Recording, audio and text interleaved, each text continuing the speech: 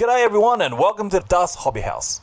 What is Das Hobby House? Well, think of it as a conversation that's happening at a table adjacent, and you're listening in on the friends that are talking there about cars, food, movies, and then they bring up scale modeling. And you think to yourself, I like those things, I want those guys to be my new best friend. Well, if that's the case, welcome to Das Hobby House. Hey guys, and welcome to another episode of Das Hobby House. I'm Greg. I'm Jonathan. And I'm Jeff. And I'm Akwan, and today on episode 2, we have a very, very special guest, Mr. Dave Hourigan. Hello. Yeah. Thanks for having me. You're welcome. Thank you for being here. Yes. Okay, so slight introduction. David Hourigan is from Dave's Model Workshop. You guys may know him. If you don't, go over to his YouTube channel and check it out. It is incredible. He starts off as one of us, a mere model maker, but he has now evolved to something much, much more. Care to explain, Mr. Hourigan? Sure, yeah.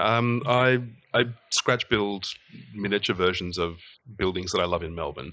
Mm-hmm. And I started off making model kits.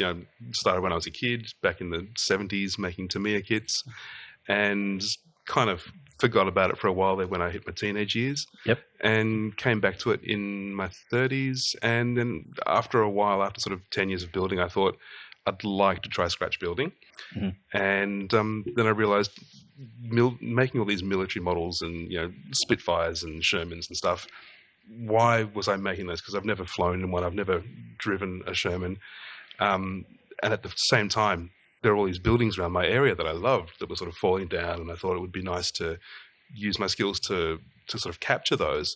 And so I combined the two, and it's just taken off from there. I started doing that in 2019, and it's kept on going ever since. And you had a big show. It was unfortunately interrupted, wasn't it? Yeah. I had an exhibition and COVID came along and it had to... Smack bang in the middle of it. It was terrible timing. Terrible. Yep.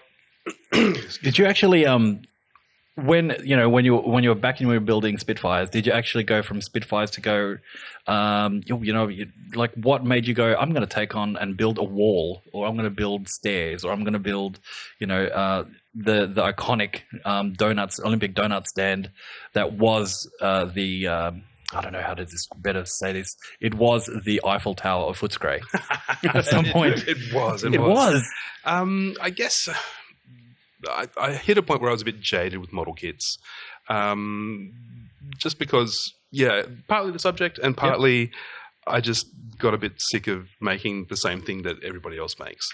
And so I thought I'd like to try scratch building. So I built a science fiction vehicle, a sort of anti-gravity floating spaceshipy sort of thing.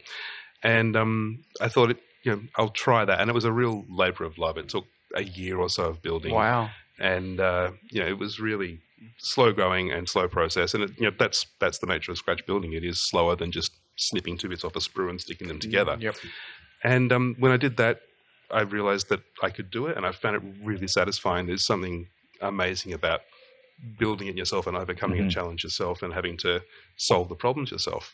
Yeah, it's funny because when I was just thinking before and how you call yourself a modeler, but I always sort of look at some of the stuff you do now, and I almost sort of put you in a category of an artist, because I think you've very much so you've stepped over, but you still have that modeler's training. Look, I'm calling myself an artist, and sometimes I feel ridiculous in saying that. No, not at all, mate. Not at all. Way to blow my own trumpet. Not at all. But I've had 2 solo exhibitions now, and I've had a couple of pieces in group shows, and normal people, non-modeling people, not freaks like us, will come to see them, and that's, I guess, some other people think it's art too. It's really fantastic. gratifying. Yeah. And some of the things that you've actually built have actually been bought. Already and sold. Yeah.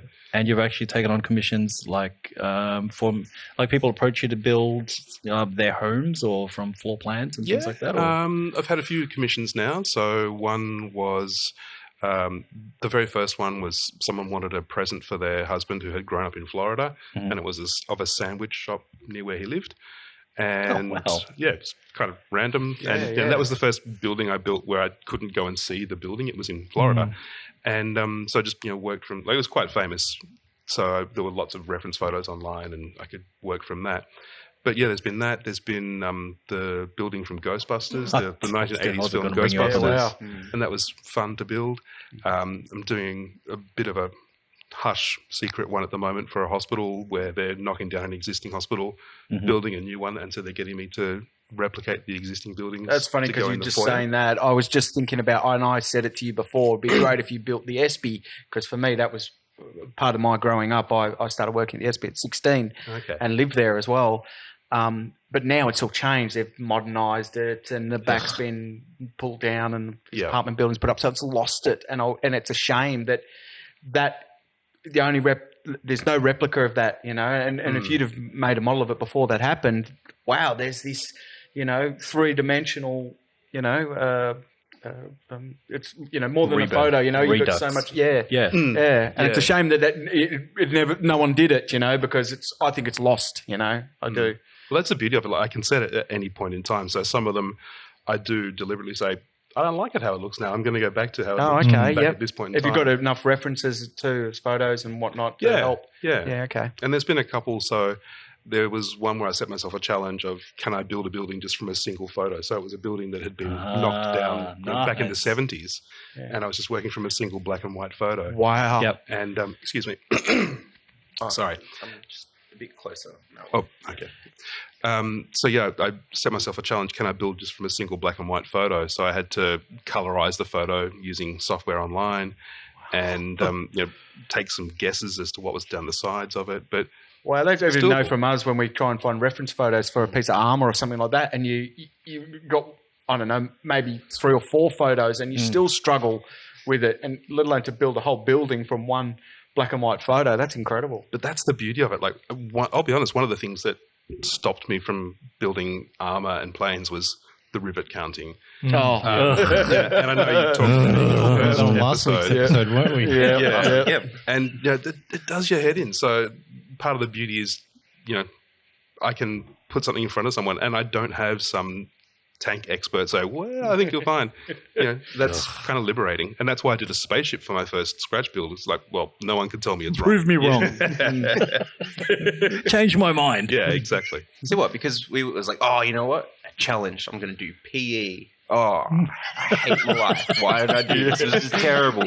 But then you're like, no, I don't want PE. I'll just start. Why not just PE, man? Why not be like the rest of us and just do a PE cockpit and call it a day and be like, oh, my life is so hard, instead of like, that. Oh, look, I won't lie. There are times when I curse it. There are times when I'm making something and I think, oh, if only I had a 3D printer, I could churn out 20 of these rather than make them by hand. But part of my shtick, I guess, is that I want it all to be handmade. I really want to go back to that old school, everything made by hand. There are some of the techniques that are a bit modernized. Yeah. Certainly painting and weathering, I use, you know, really up-to-date stuff.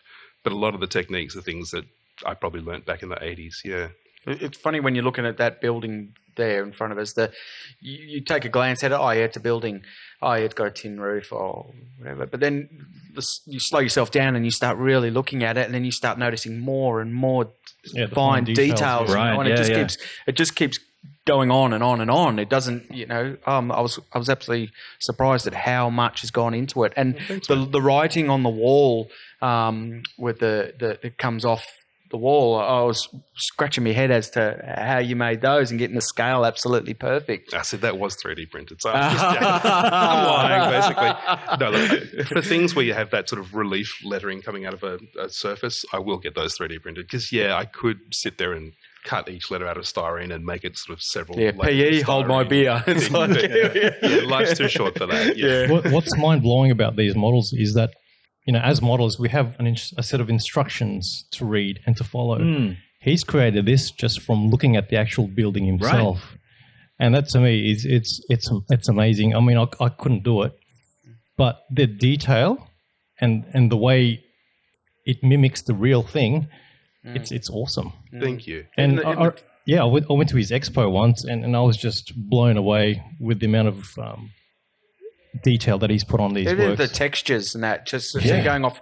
Sometimes you said you're going off photos and stuff. Sometimes it's hard to, like, I'm looking at there's a panel on the side of the building there, and just to get a different transition from the different textures of a building, you know, it's it's incredible. Thank you.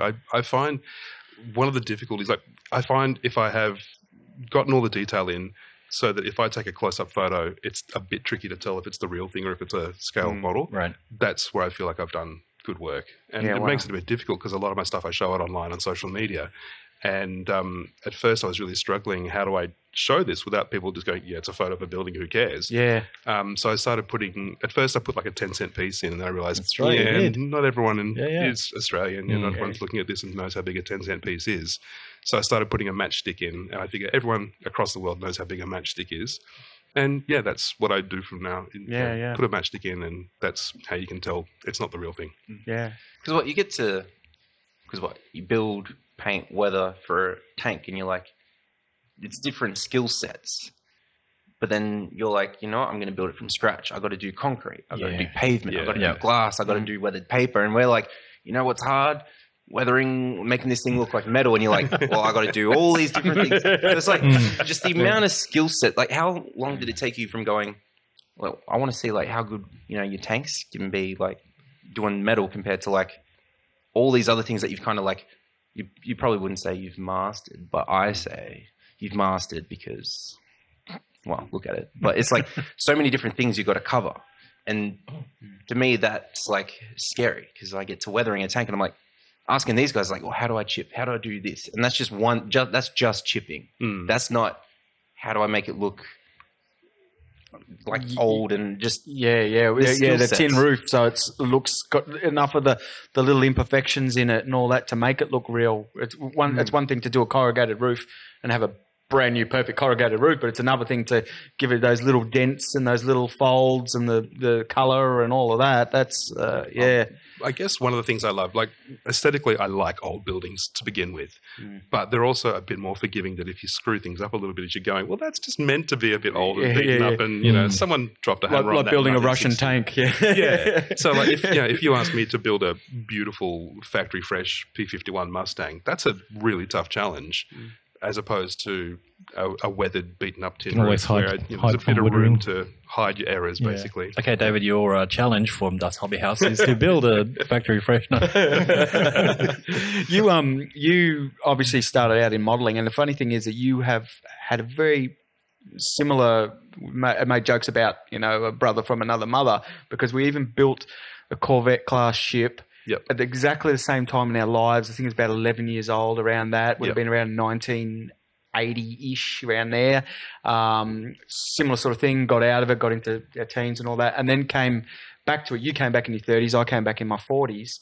And you made quite a name for yourself in the building models, and you've made a lot of friends, haven't you, from this? You got even, definitely. Like overseas, you've got a lot of friends in this community, and you talk about the rivet counters and that they frustrate you, but you've also met a lot of great, interesting, creative people, haven't you? It's true. Like, I find it's quite extraordinary how easy it is to chat with other modelers now, and with the internet, it's obvious, but with the internet, you can just find like-minded people so easily now. It's incredible. Yeah. But I also find, like, for me, one of the most worthwhile things has been critique online. So putting your stuff out there and being open to critique from people. It's scary, isn't it? Oh, look, a lot of people hate it. A lot of people feel awkward giving critique. You feel like you're being a bit of a bastard for doing it. But it's the best way to improve is being open to having people point out flaws in what you do. There's a right way and a wrong way to do it. Of course. Yeah. But I think it's really important to have that mindset of tell me something I can do better next time. Yeah, like not painting the all of the what do you think of mufflers on the back of a Yang Panther in rust, because it was pointed out to me by someone at this table, and it was done in a very... The ones on the left and the ones on the right of it are not actually exhaust, Jonathan. The one in the middle. Yes, and I never knew that, but it was brought to my attention in a really sort of nurturing way into helping me improve. It wasn't thanks, man. Oh, you dum-dum. Okay. It was brought to my attention in a way of positive, reinforcement and things like that, because that's how you help this hobby grow and how you get new people into it. If you shoot them down in flames, they're not going to want to do it. They're just going to give up. And absolutely. That's right. Yeah. It's exactly the way it is, or it should be, for everything else. I mean, if you're not adding to something, you're actually just taking away from it. So if you're not adding to the conversation, whether it be models or scale stuff or sport or food or anything, if you're not adding to the conversation, then you're actually just taking away from the community, and that's actually the opposite of where it should be. See, but then how do you critique something that's scratch built? Because I can critique your Panzer because I've built a Panzer. So it's like yours to mine, and then there's like 5 other Panzers to look at. And I'm like, well, his was better than yours. So there's obviously there's a difference. Whereas like, I haven't seen someone else do that building. Yeah, so that's why I started doing them. Yeah. But just to avoid the critique, you know? Have you actually come Absolutely. across, for no other better term, rivet counter for someone like at an exhibition? Go, no, that's not actually how. Not for these, but for scale models I've entered, yes. Ugh. And, it's a horrible situation to be in. It really turned me off. I honestly do think that's part of the reason I started scratch building, is I saw some experiences and I just went, I'm not playing by these rules anymore. I'm just doing my thing. Yeah. Maverick. Screw them. It's like a maverick. Do you guys remember before we met Dave? We were actually a fan of his way before this, right? And I'm still giddy being here. We were close. talking about doing a podcast, and we were like, "Oh, wouldn't it be great if we got him on our podcast?" And then we saw him at Model Expo, and I'm like, "Greg, he's here! He's here! We were fanboying, right? Still Do fanboy. something! Give him a pamphlet!" And we're like, Yeah, but what? Because I you honestly guys, don't know what to say to that. but you guys had hyped him up so much. So then one day we'll sit in that battlefield. We had a big group build, and then David, you're sitting next to me. I'm like, he's Look at what I was doing. That's a bit shit, actually. Sorry, I shouldn't have sworn. and it's so good that we have him here now to enlighten us on how we build It actually these is. things. It's very much an honor to have you here. Total respect to you guys for getting out there and doing a podcast and, Took a while. Well, but giving back to the thing people is, out there's there. a hole. the There scenic is a route. bit of a hole as well, though, because we've discussed before. There's these guys that are, at a certain level, and this level is, as I think I said last week about, watching YouTube videos and feeling the pressure of to be able to replicate this level.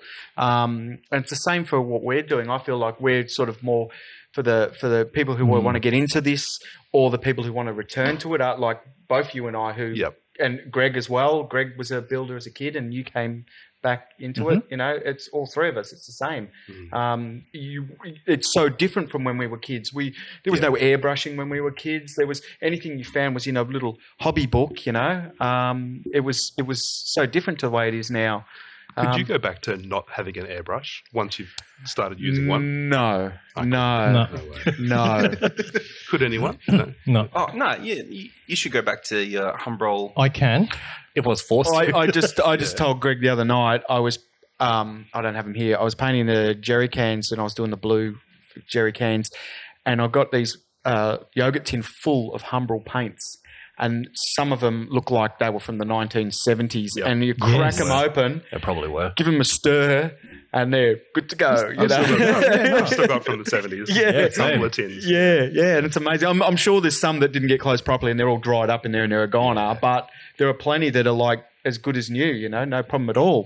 And that going from that to airbrush, and like I messaged you when I first I built an M48 pattern, and I was so like all this stuff on YouTube and I didn't know what to do, and I messaged you and I sort of said, you able to give me some advice? And your message to me was, keep it simple or something like that, and just don't replicate the Tamiya catalogs or something like that was what you said to me. It was like, because they're pretty, plain in a lot of ways. But it was like I sort of had to take a step back because I was so overwhelmed. A lot of my videos when I was producing them, so I've been a bit slack the last few years with my YouTube channel, partly because I find that the time involved in producing a video and then editing a video is just exponential compared to the length of the video itself. And I figured I could more valuably use that time in just scratch building and producing my next piece. Yep. But when I really started out with Dave's Model Workshop, a lot of my stuff was about just ways to do things on the cheap and ways to do things simply. And because I think a lot of people are just overwhelmed by all the techniques and the expense. Like the expense is what killed me. Yeah. If you can do it cheap, why buy special things? If you can do a wash or a filter with some oil paint and some cheap Bunnings thinners compared to buying a few, really expensive things from Spain, then why couldn't you? Why shouldn't you? And that was a real focus of my videos, and I stand by it. Like I still do stuff on the Jeep. The great thing about your videos is that they stand the test of time. That 10 Commandments of scale modeling that you did, I've got that on my computer, and I look at that once in a while. Thanks, man. That means a lot. The way you create rust via the steel wool, that's fantastic. It means that you don't have to go out and spend money. Yeah. You just follow those instructions and you generate real rust.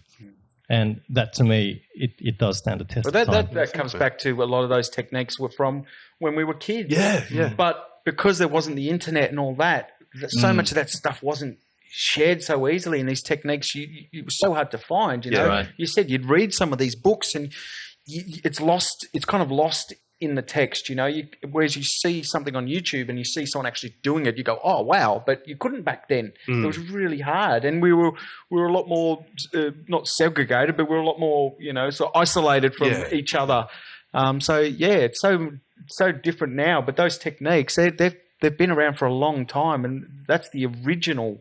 Weathering and and like there are better things out there now for a lot of them as well, but you've got to start off with these things before you jump into doing photo etch and investing in an airbrush and stuff. Like one of the most basic things was making antennas out of stretched sprue. And I thought when I did that video, it's like, is this too obvious? I thought, no, I'll do it anyway. And I've had so many comments on that video saying, thanks, I didn't know how to do this. And I guess there's a little technique to it. Like, there's a bit of a trick to it. But it's just something you think it's so obvious. Yeah, everyone knows how to do that. But we all start somewhere. That's right. So what's your stance on using real dirt for weathering?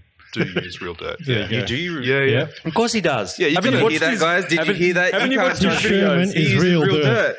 You got to filter it. You got to sift it so it's really fine grains. Real dirt, real rust. Nah, it's clumpy, bro. It was. They went through the hills. Not straight from your driveway. Straight. No, back there is real dirt on that one right in front of us there from my back garden. There you go. Sifted though. Yeah, sifted. Yeah. Sifted, but is that as good as using a pigment?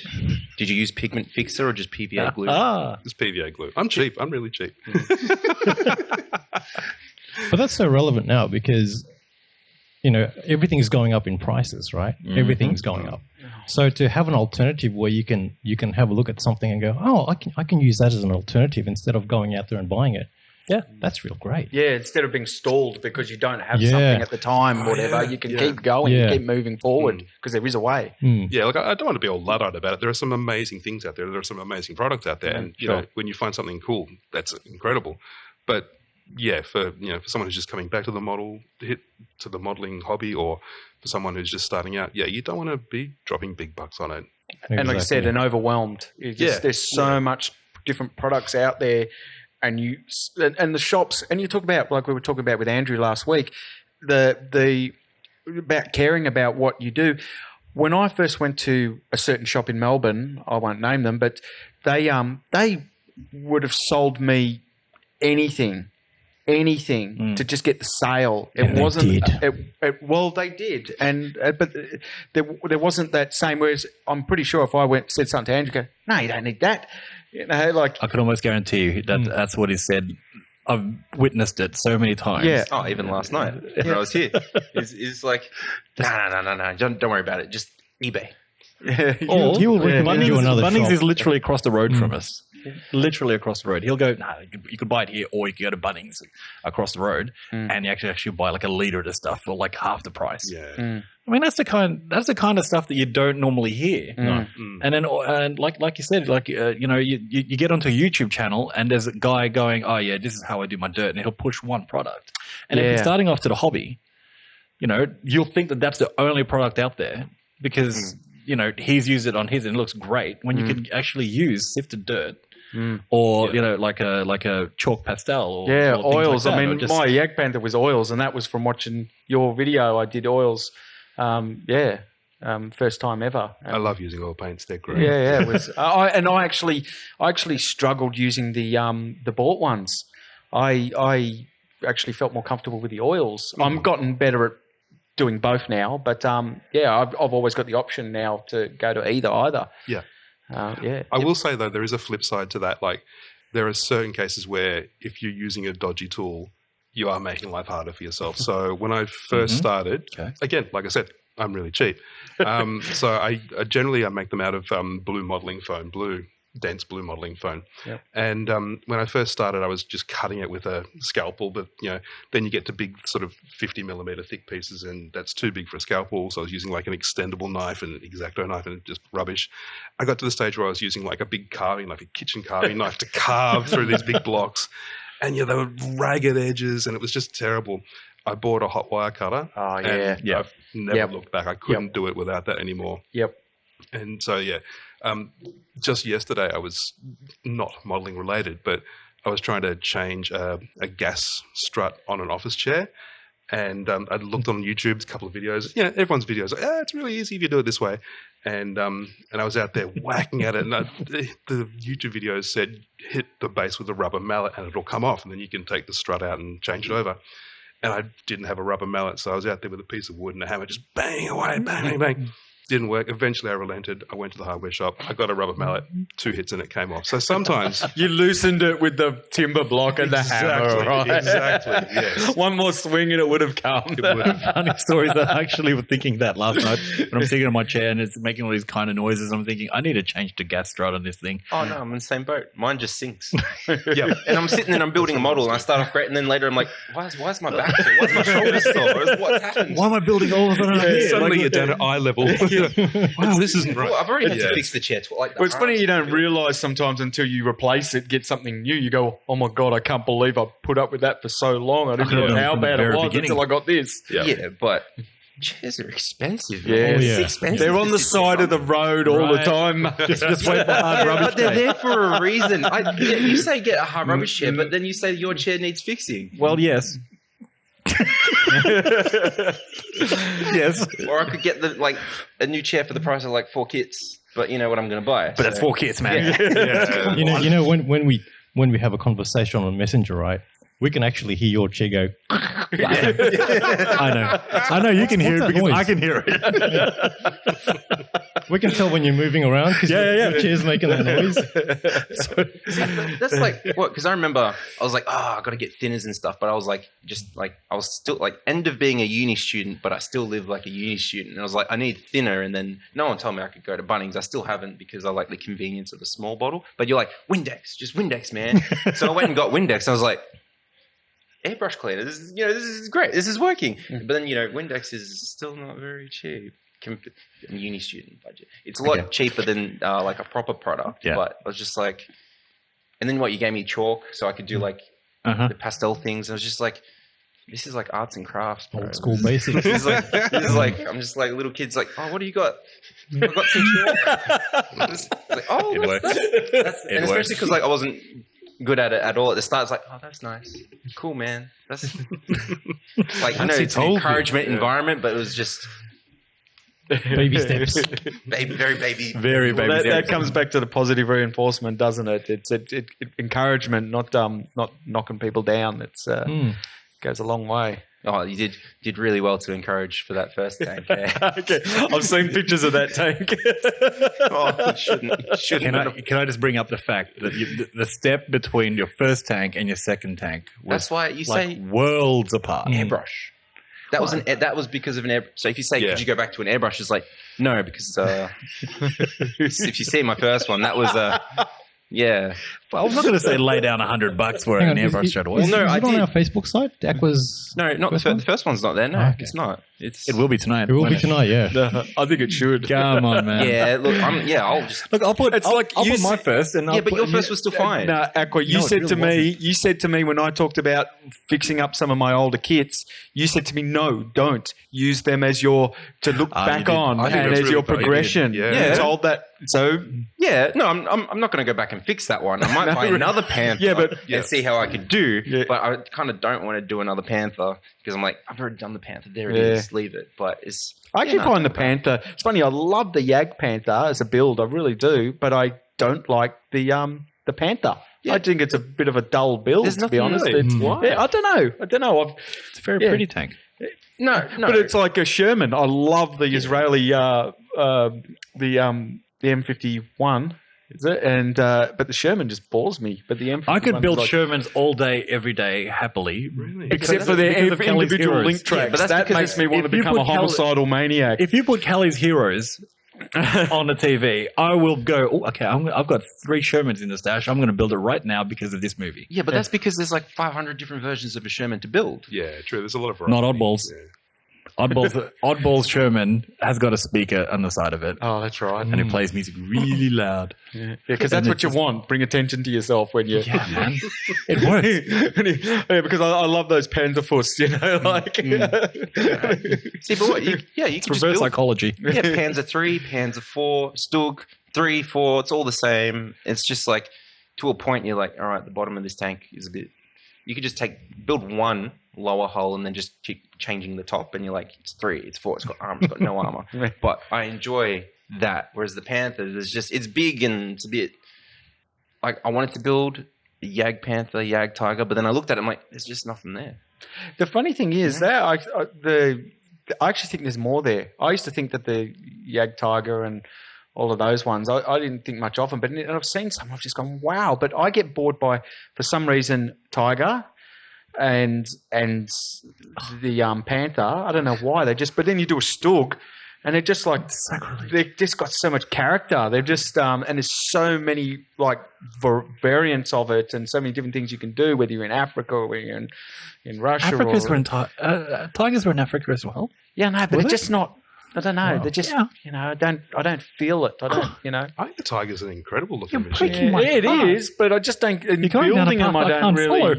You know, I don't know. It just, yeah, Okay, challenge then. yeah, Build a tiger, yeah. but you got to Hans Zimmer it.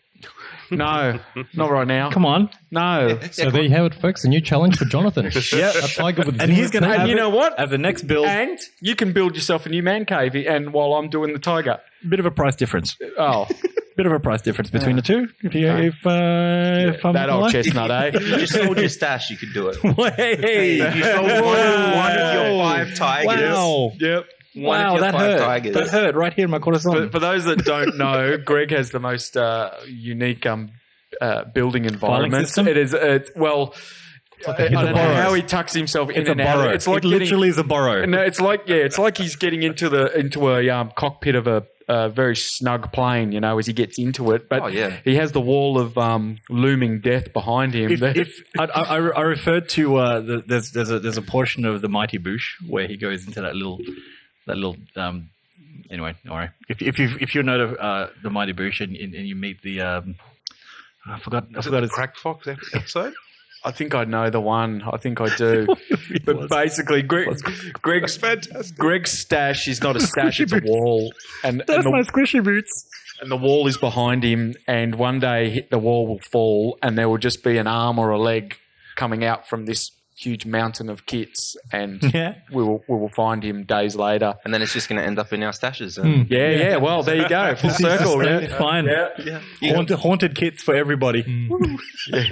free kids is good kids. So, David, I love how you've evolved from doing the scale modeling to creating landmarks of Melbourne. Mm-hmm. What's the process involved? I mean, how do you, what do you think of when you see these landmarks? Do you look at it and go, okay, I'm going to build that, and then I'll scope up another place and think, okay, I'll build that too. What's your process? I've always got kind of a running list in my head of the one that I'd like to do next. Okay. And there's always jockeying between which one's in number one spot at any particular time. But once I do decide on one, I'll generally, if I can visit the real thing, I'll go and visit the real thing. During lockdown, it was a bit hard to do that. So a lot of things, you just have to rely on references from online. Once I've decided, I'll generally... I used to draw up plans and I'd go and sort of measure it with a tape measure and be really pedantic, and I would scale it all down with the scale model heritage that I have of, this is going to work out to be about 1/87th scale or 1/24th scale. I try and keep it to about 40 centimeters, any particular dimension as a maximum, just because I think bigger than that, it's a bit too unwieldy to display somewhere.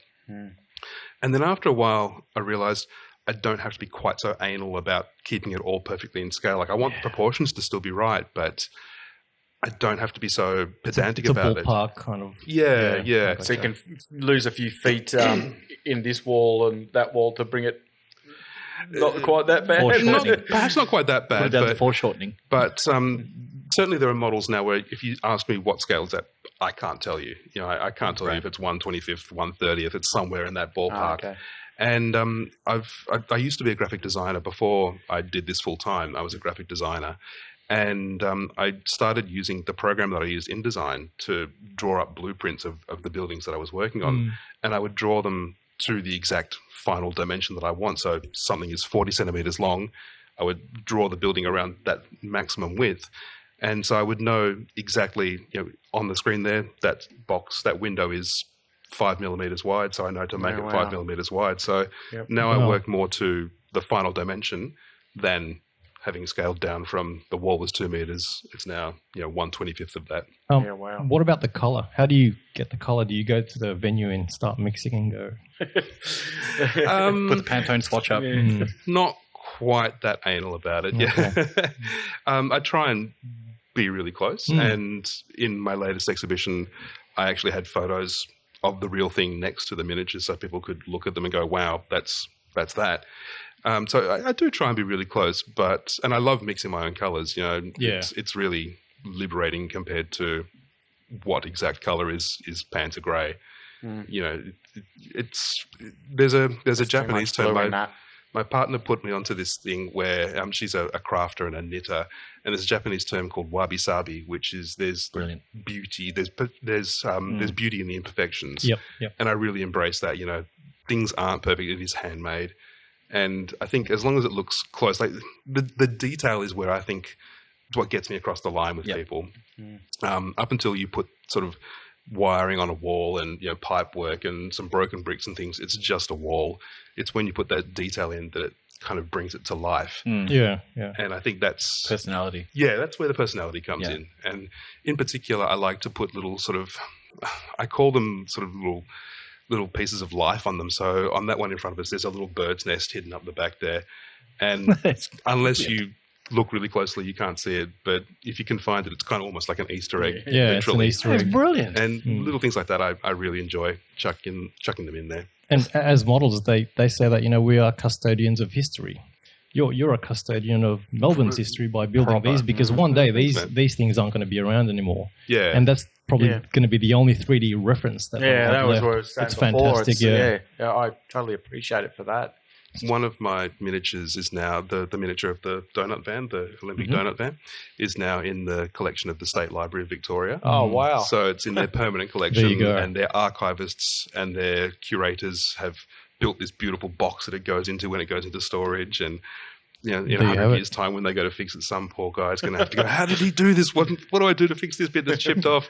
And that brings me real joy to think that it's still going to be incredible. there. And that some poor bugger is going to have to try and torturing go, how do I someone in fix the this? future. Where did he do that from? It's going to be incredible. Yeah, it's cool. That scene in Ghostbusters where you got these guys restoring historical paintings, and then they bring out your Olympic donut thinking, how is this goblin alchemy? How is this? What manner is this? What did they do to put this thing together? Someone will be saying, bring up the 2022 Tamiya paint catalogue. What colour are you using? That's great. See, there's a legacy in something like that. Whereas, there's 1.5 million Panzer IVs, but we're very careful. It's we can't break it, we can't, but it's not going to live on, and it's not something that I need to have live on because there's someone far better than me that's got a museum quality tank. But then this, it's like An actual tank. there's not to degrade the hobby, but it's I know I'm building a plastic tank. Yeah. For my fun, for my enjoyment. Whereas you scratch build this and it's a challenge for you, something you enjoy.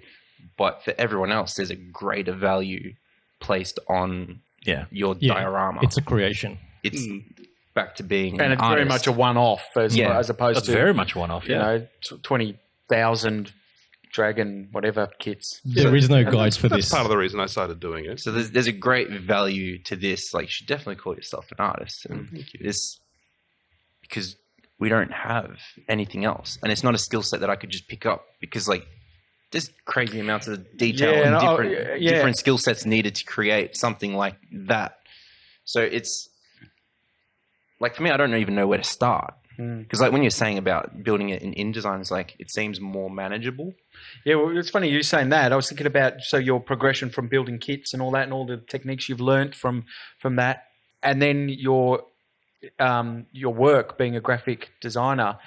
That definitely comes into play as well. Absolutely, yeah. So, and it's part of the reason I love the signage and things as well. I tend to choose things that have beautiful signage on them because it gives it more character as well. But yeah, Awesome. I can take a photo of a sign, scale it down, print it out, and for things like stickers, like graffiti and stickers, things like that, where people have stuck street art on them. Definitely, that comes in handy there. So when you're actually on a date or walking, with your family, and then do they ever like go and they think they're talking to you, and they look over and you're not there, and you're like 400 meters there, just staring at a wall, going, "This is great." And you're taking notes and you're taking photos. You've followed me, haven't you? Yes. I neither confirm nor deny that, but I'm just saying that taking photos. They're like, "Come on, how many photos?" Does that actually happen? Yeah, it has all the time. Yeah, all the time. So your reference folder, would be huge then, yeah? Yeah, and basically I'm a hoarder. So if I see anything that's interesting, I'll take reference photos. If I see any bits of plastic that are about to go out and throw it in the rubbish, I'm like, no, I could maybe use that someday. So I've just got, brilliant? Oh, my wife would murder me. boxes full of bits. Baby, you listening to this? Look, an actual artist does it as well. See, I'm an artist. I'm doing arty things. Yeah. You've just given them an excuse, Dave. Beautiful. It's funny because I do welding, and I've at the moment all I've done is build practical things. I built campers. I built a 2-story houseboat. I've done lots of things like that. But I keep saving these bits of steel because I want to get creative and I want to be able to make some arty things. I want to make a Star Wars Darth Vader head outdoor wood heater kind of thing, and things like that. Always brain's always clicking over, and then my wife goes, "Oh, what's all this stuff that you've done?" No. That's for this. I've got this idea, and occasionally it pays off when I do something and it's saved us a lot of money, or it's I've created something really good or something like that. She goes, "Oh wow!" And it's like, see, My birthday's coming up in March, Jono. Yours is 1-to-1 scale. Yeah. March. That's the first time I've managed to get anything resembling close Or is to your it? birthday. Well, you mentioned Darth Vader. I was trying to get hater, so fire pit. What is it? Your 50th? So, So for anyone who wants to have a look at your piece, where is it at again? It's in the library? The one in the library? Yeah. I don't know if it's on actual display physically, but it's on their online catalogue. Okay. The State Library of Victoria, and it's the Olympic Donut Van. There you okay, go. and for those who can't get to it, you do have an Instagram where all of this stuff is documented and there, yes. and you see color photos of it, and everything's great, and you do see the matchstick, so you actually will see just how small these things are and how much detail you've managed to goblin magic into it.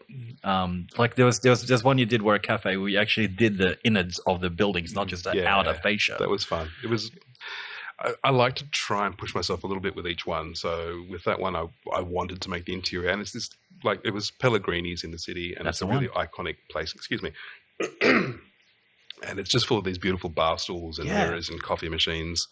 And so I thought, look, I'll make the interior as well, and it doubles the amount of time that it takes. But it was worth it, and I thought, I build all this detail, and then I put the roof on. I was like, you can't see it; it's too dark. So I put a little light source inside, and I'm crap at electronic work. I'm just terrible. Like I had to go to my local electronics store and say, "Can you draw me a really basic diagram of how I do this without setting myself on fire?" And just where is the switch? Which bit do I solder to which? And bless, they were really nice to me, and they held my hand and did this really basic diagram and said, "This is a resistor. I don't know what that is. Just give me one." And You're talking to someone who literally, it's black magic to me. Yeah. See, when you say you challenge yourself, you're gonna do electronics, you're gonna do this, you're gonna do that, you're gonna build inside of Pellegrini's into a tiny miniature scale. I challenge myself by doing eyes on the 135 scale. That's hard. That's really hard. I still You're building have guys that building innards of a small miniature Dave, building. I tell you this, I was speaking to Greg about it just recently. I watched one, and a guy said he does one eye, and then he turns the figure upside down, and he does the other eye. That's really smart. So you're not consciously putting it where you think it needs to be. Yeah. You're putting it where you can see it needs to be. Yeah, and then that's it, great. for some reason, because whenever you do it, you always end up with one eye going this way, Yeah. one eye going that way. Yeah. So I'm yet to try it because I don't do the eyes. I'm one of those ones Scary. that just prefers the, This is very you scary. know, the more the shading sort of thing. Mhm, mhm. So well, But you're an eye person, aren't you? You do Yeah, the I eyes. do eyes. Yeah. But But there are things that I look at, like it's really easy to jump online and see these amazing tanks and planes and ships and just go, wow, I can never do that. And it's really easy to be disheartened by that. I think you've got to take the inspiration and not take the overwhelm. Yeah, aspect well, of I've been to your house and I've seen some of your builds, and if I'd have seen them at the very start, I'd be like, oh, bugger. You were talking about like your first model kit before. So just this week, my daughter asked me what was the first kit I built, and it was a 1970s Tamiya Mark II Leopard tank. Oh, wow. And I've still got it. And I have kept a lot of my builds, one, because I'm a hoarder, and two, because I find a lot of value in seeing where I've come from and how far I've progressed. Shows your progression, doesn't it? Yeah, From where it's you were really to where you valuable are to now. do that if you have the chance and you have the ability to. Yeah. It but was it any keeps you good? grounded. Oh, it's terrible. Yeah. But what's terrible? Terrible, like terrible, or like Panther tank. I can show you a photo. I know this is really no good for a podcast format, but I've got a photo on my phone. so we'll chuck it up on there. And I can show you a photo right now because I took a photo for my daughter. Oh, wow. I've still got, I found a Kubel a Kubel wagon that I did when I was at. That's not when you say crap. I could show you crap. And also, it's got real dirt on it because I remember when I was like Real about 10, dirt. pushing it through the dirt, going.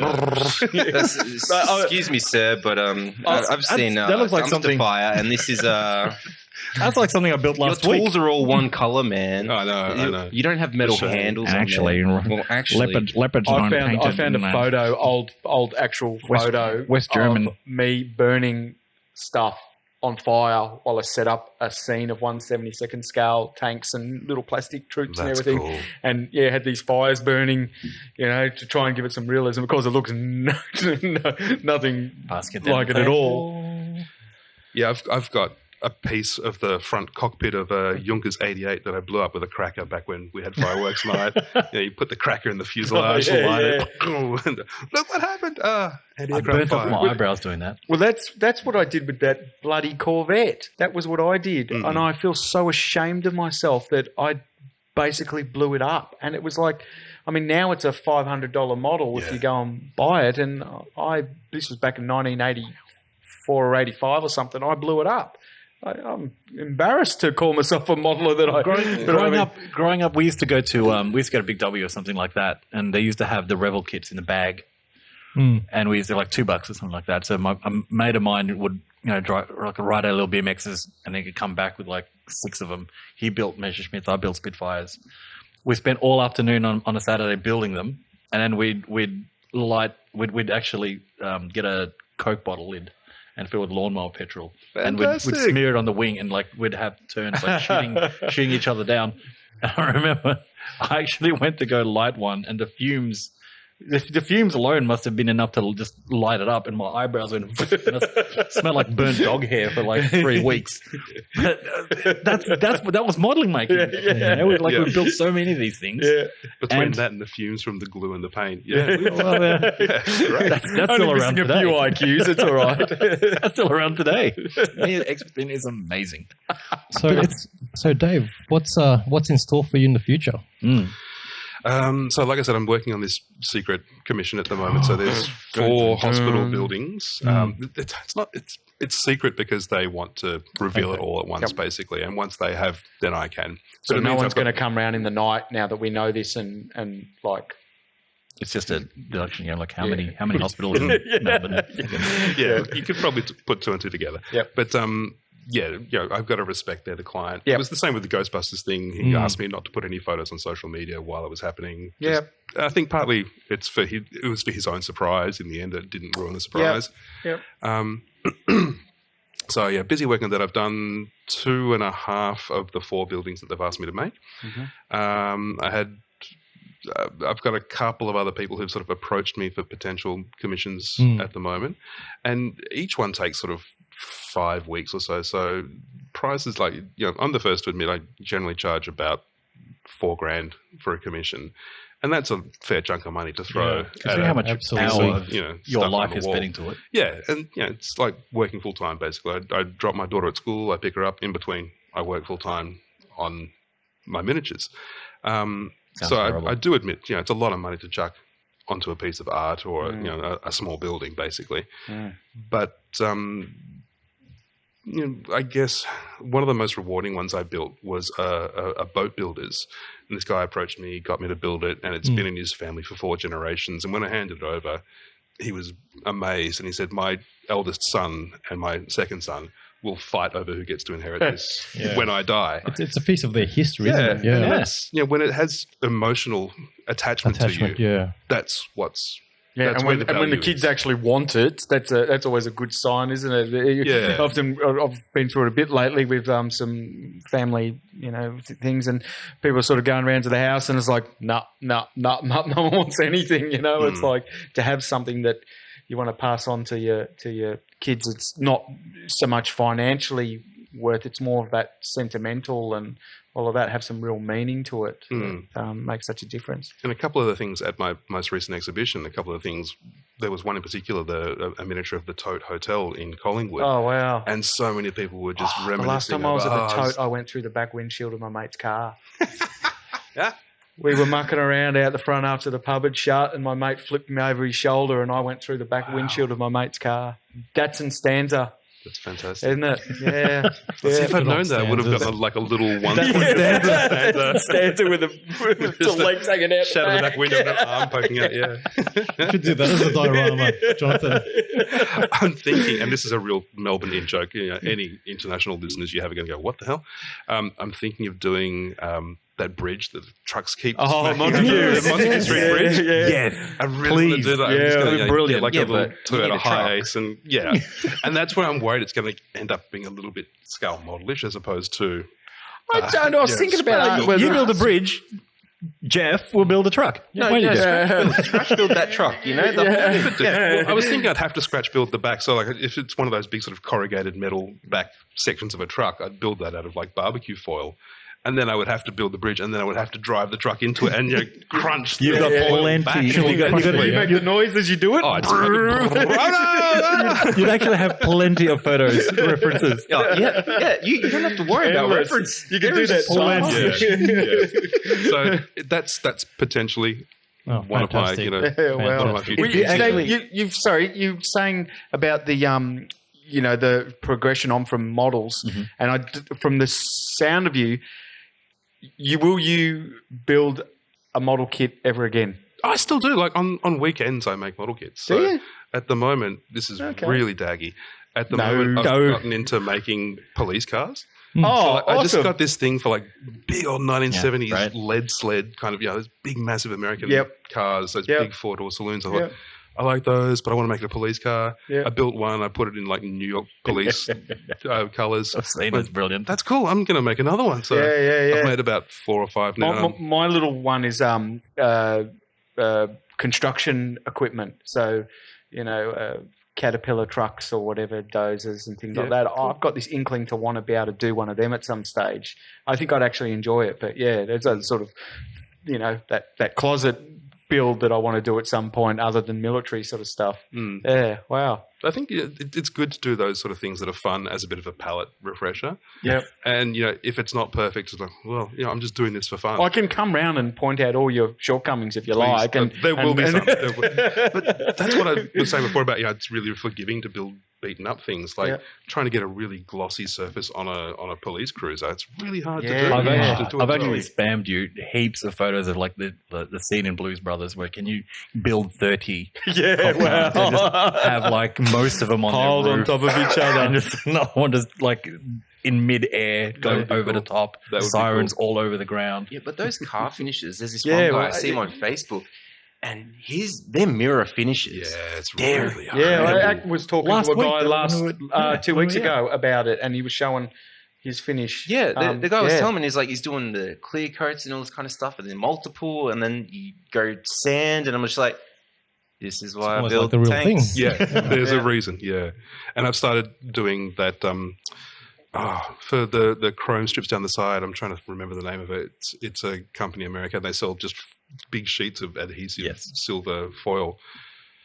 Alclad, I can't remember. But anyway, I've started doing those, and that's really hard. And trying to get the windscreens really perfectly cleared, that's really hard. So windshields. I remember watching your canopy videos on YouTube about getting that, that real shine, and it's like, oh God, the days of when I was a kid and a big thumbprint. Yeah. And it's never coming out. You know what? When you're building things like that, no one's going to call your work daggy. I know that's not correct scale, is it? That's not quite right. Was that a little? Is that the right shade of yellow for that wall there, mate? Is that how it was? But I'm the same with the police cars. And so one of them, I joined a Facebook group about police cars in 1/25th scale. Group? There is, and they're really nerdy. And so I Oh my Lord! But I uploaded one of my photos, and then they said we won't accept this. I actually uploaded about 7 or 8 photos because I did a 2-door rather than a 4-door, and it just totally brought me back to Model Expo. Like, well, if that's your attitude, but why don't you just build a 4-door? Starsky and Hutch. I know. Why didn't I just get it right? 2-door. David, it's not even that. Like I've told these guys about the Jaguar. I joined some Jaguar groups and to restore this Jag, a 66S type, and people started having a good old crack at me, and we're getting right into An actual car, though. It's an actual real car. It's not a model. This is a real car. One-to-one. So it was actually us. And the car had been modified to take a late model fuel-injected engine by the guy who owned it and passed away in 2008. So a lot of work's gone into this to change the mountings and all this sort of stuff. So to go back to original was nigh on impossible. You're better off just going to get a whole nother car and restore that one than this one. This one has now, its path has been made clear.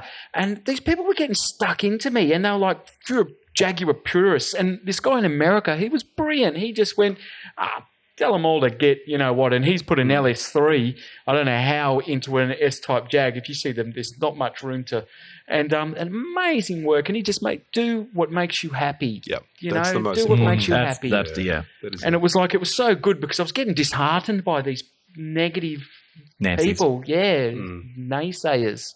So, yes. Well, that's what I felt when I started doing this. I'm just doing this to make me happy. I'm going to do, my first one was a pigeon racing clubhouse, and it didn't have any windows. The doors were closed. So it's like, this is a really easy one to start with. And I thought, I'll just do that for my own sake. And if people like it, great. If not, I can go back to being a graphic designer in a few months' time. No, don't save yourself. Stay out. I remember with your video, was it video that you did? What did you do when you basically announced that you were going to finish work and actually go into doing this full time? Yeah. You announced it on, didn't you announce it on YouTube? So. I'm sure you did. I told pretty much anyone who'd listen. I listened to it. But I just thought, wow, brave, Of faith. And look, I wouldn't say I'm rolling in the dough, but it's enough to sort of tick But you're over. loving what you're and doing. I'm just so happy, compared to moving pixels around on a screen, and everything you do, you have to send it up.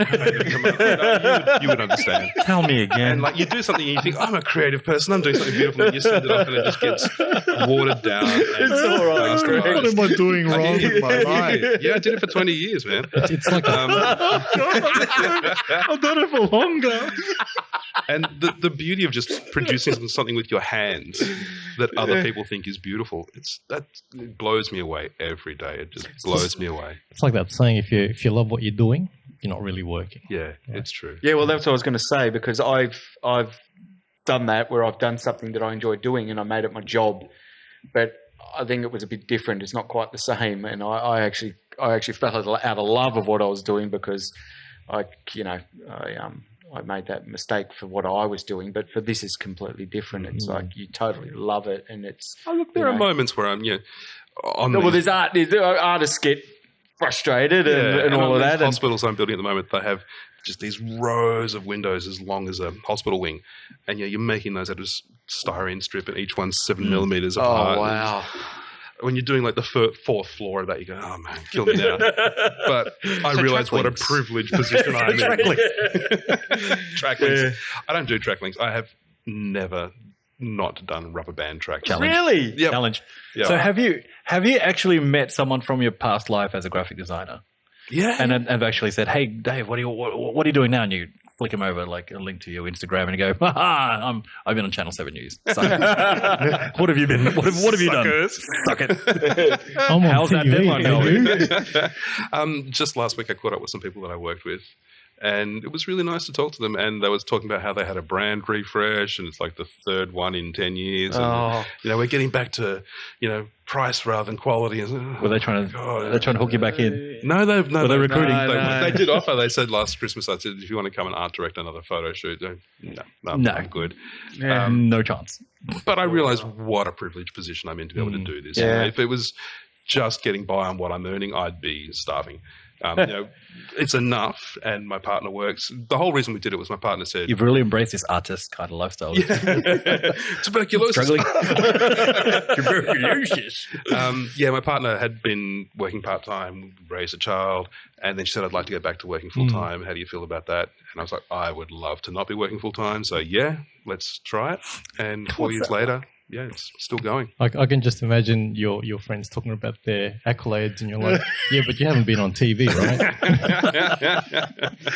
Are you guys in a national museum, like national, like Victorian library as well? They find that now with the newer generations, they're less about doing the job and it's more being fulfilled.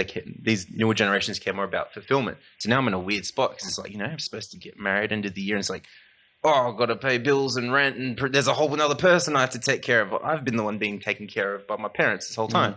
So now it's like, job, work, but I like doing this because, film, TV stuff. And then it's like, but that's the freelance life. And then you have gigs, and then you don't have gigs, but it's like, but my bills are always there. So 30 years from now, when you pick up modeling again. Yeah, that's right. Yeah. It comes full circle, mate. I don't know why I'm here if I'm just going to give it up by the end of the year and just not touch it. And then I can come back and it's like, back in my day. You should see my Panther. When I was a boy. I did a podcast with guys who died now. I used to have a company called Aquapay.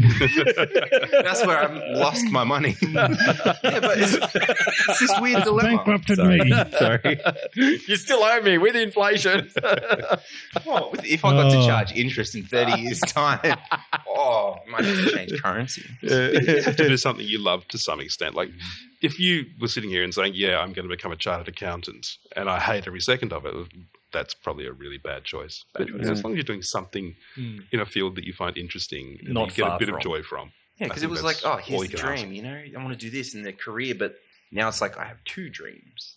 And one, like the relationship, all that needs to work independent of my career. It's like I can be unfulfilled in my career, but this has to work because I'd hate to be upset in a marriage, way more than having support is a huge, huge thing.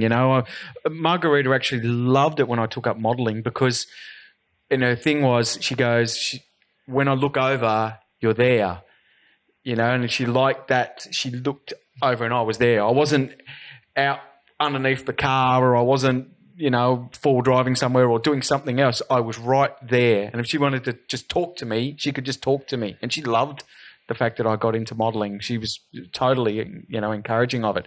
The stash side of things. Just be like, but confession time. What's stash? I know. At least I'm not spending it on other things like other things. Yeah. But having support from your partner who doesn't just knock what you do or whatever. Oh, you're doing your little thing again, or whatever, and belittling it or whatever. Then that's for an unhealthy relationship. Yeah, absolutely. You've got to, like you said, positive encouragement, all that. Enjoy. My wife actually, at the same time I got back into it, she built the Bounty. And she actually chucked it out just recently, and I didn't want her to. She builds models. She built a model. You should marry her. I know. We've been 28 years next, and we interview model makers on this podcast. We should. We'll get her on. We'll get her on the here. show. Talk about her stash. And then She's got the Constitution, which will never get built because it's a terrible, terrible well, that's the stash that you know of. That's the Revel. What else? What's Have you her checked? secret Have you stash? checked every cupboard? No, Maybe it's next to yours. she does lead lighting. That's her thing. She can stick to that, and That's cool. Do it, yeah, You know what we can do? We can get Jono and her together here, and right. yeah, we'll talk Don't about. you dare, because we'll I'll just talk get about that his look all the time. Marge Simpson. This will be interesting. Because too many truths come out. That's what we want. You can talk. What about get your...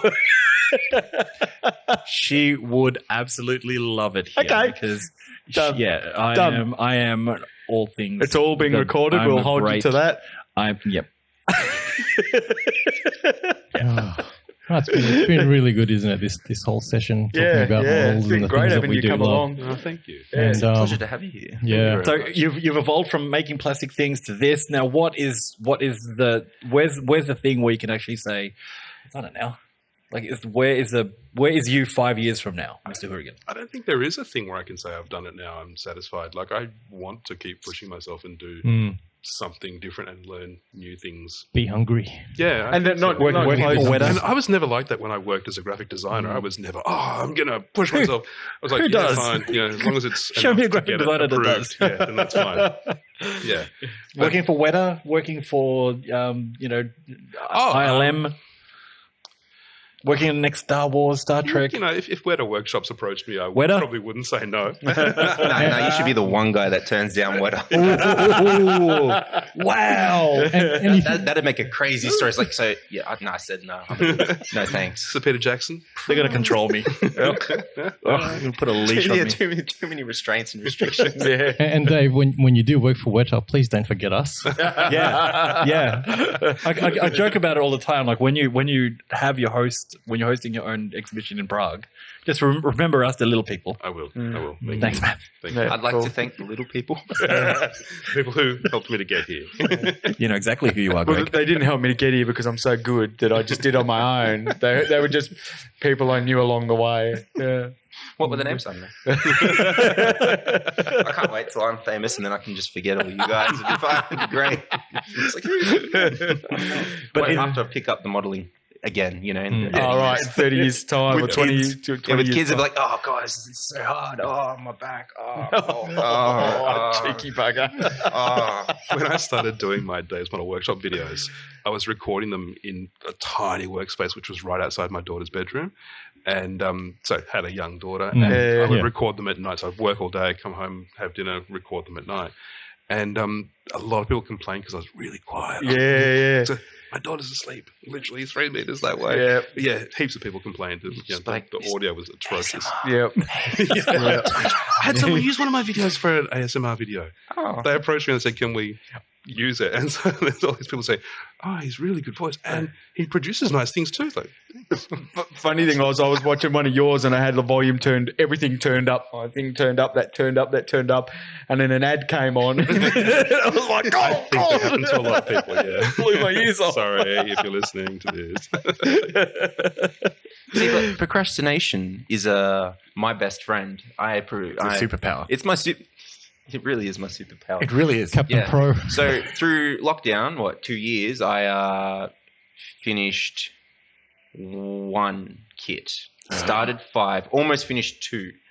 So you're saying you got a commission, it's like 5 weeks and you're full time, but that dedication, I'd be like, but you have a deadline. So that's why group builds. How hard a deadline is it? The one I'm working to at the moment is really flexible. I think it's like 2023 sometimes. So Okay. they're very cool about it. Yep. No one has approached me yet and said, I need this by... I've had one person say, I need it by a birthday in October. Yep. But generally people are pretty flexible. Yeah. Yeah. Yeah, I try not to do the whole flaky artist thing. Oh, you'll get to it when I get it, I try to not be too flaky. Yeah. Yeah, but then when you get to these types of builds and it's like a personal build, do you still have that kind of...